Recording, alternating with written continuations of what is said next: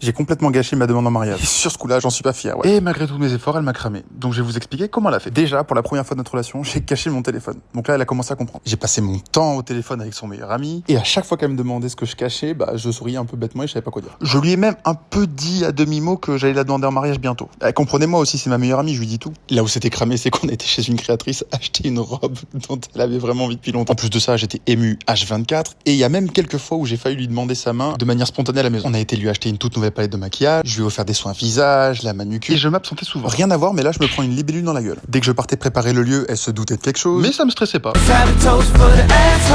J'avais réservé une semaine de vacances, on a bien mangé, on a passé du bon temps, on faisait que rigoler, on faisait des massages, et surtout le jour même, je l'ai poussée à se maquiller, je lui ai fait une petite surprise, et surtout, j'étais hyper bizarre, et ça, elle s'en est rendue. J'avais beau savoir qu'elle allait dire oui, j'étais stressé au possible, j'avais envie que ce soit un moment parfait. Mais au fond, tous ces signes qui ont un peu gâché la surprise ont rendu le moment encore plus spécial, parce qu'elle savait que ça allait arriver, et on a pu en profiter.